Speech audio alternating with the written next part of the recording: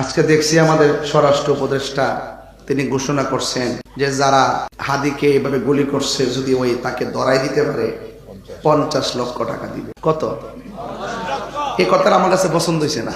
একজন স্বরাষ্ট্র উপদেষ্টা এভাবে কথা বললে হবে না।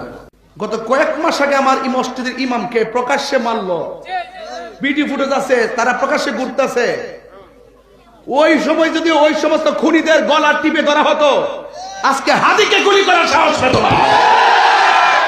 আপনার সাথে আমার মতাদর্শের ভিন্নতা থাকতে পারে, তাই বলি কি আমি আপনাকে মেরে ফেলার পথ বেছে নিব?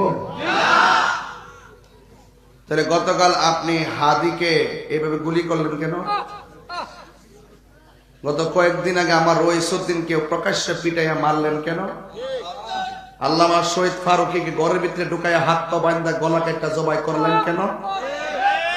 বিচার একদিন হবে। কিন্তু আপনার সাথে আমার মতাদর্শের ভিন্নতা থাকতে পারে, বাট হয়তো কিছু কথাবার্তা করবেন, কিন্তু মেরে ফেলবেন এই দৃষ্টিভঙ্গি পাল্টাতে হবে। কারণ খুনিদের শাস্তি কিন্তু ভয়ঙ্কর, আর যে খুন যার নেশা একদিন কিন্তু সেও ওই পথের প্রতীকী হবে।